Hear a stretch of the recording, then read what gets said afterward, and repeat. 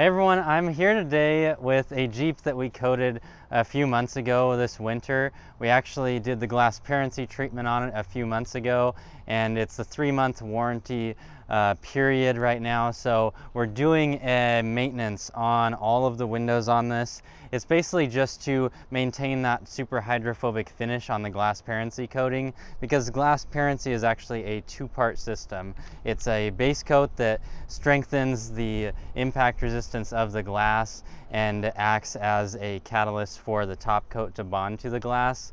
And the top coat that we apply every 3 months actually is a product that's super hydrophobic and makes driving in the rain just phenomenally easy. You don't even have to use your windshield wipers. So every 3 months and the whole 3-year warranty, we will send you a text and you'll come in, and for free we can top off all of your windows. So that's what's included. I'm going to go through that maintenance service with you guys. We actually just use glass cleaner, spray it onto the glass, get any residues and stuff off of the glass,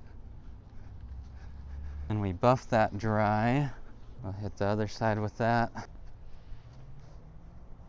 And now we're going to use the maintenance formula. We just spray a few sprays of this on the towel and the glass, buff it in, and that's the top coat.